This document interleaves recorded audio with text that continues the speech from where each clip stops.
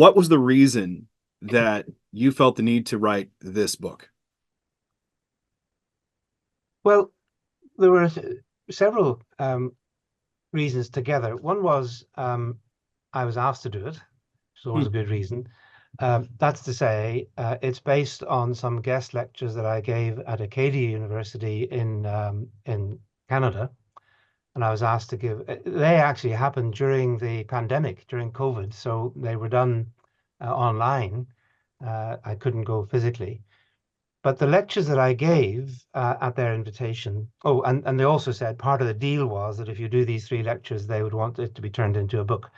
That was sort of part of the arrangement.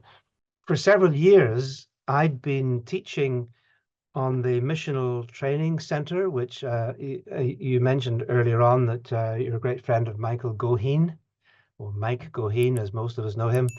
And he had invited me to participate in a rather creative and innovative way of helping pastors to think missionally and to develop a biblical mission theology and to have a missional understanding of the Bible. And I'd been asked when I was over there in Arizona, in those days, I was going there about twice a year because Langham Partnership had an office there. And so I would get involved with these pastors from all around the Phoenix area, and we'd sit together between 6 a.m. and 9 a.m. with breakfast in the middle. It was incredible. They all drove in from their day jobs to this seminar, and I'd be asked to talk about, a missional reading of Deuteronomy or a missional reading of Jeremiah or so on. So I was increasingly developing a way of trying to fit these different books into an overarching scriptural narrative.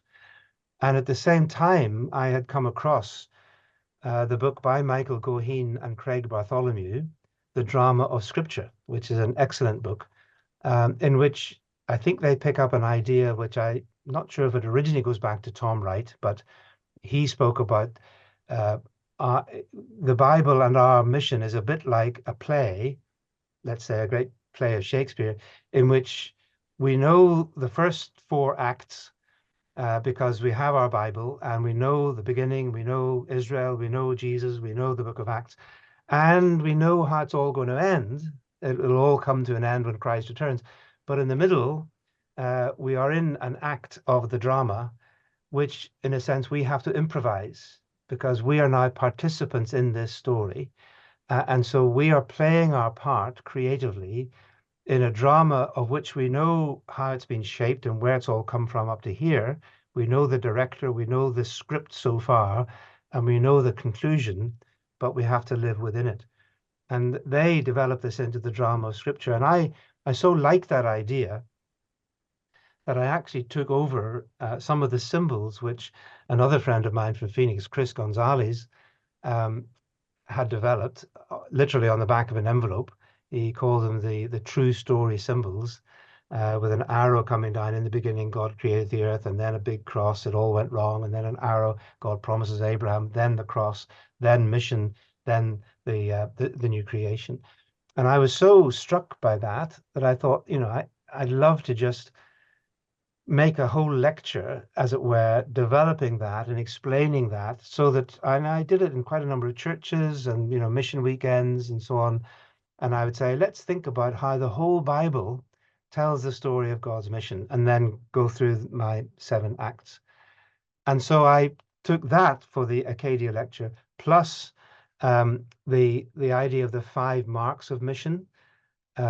Mission includes evangelism, obviously, discipleship, works of love, compassion, justice, and creation care, and sort of stitched those together into, I think it was either 2 or 3 lectures.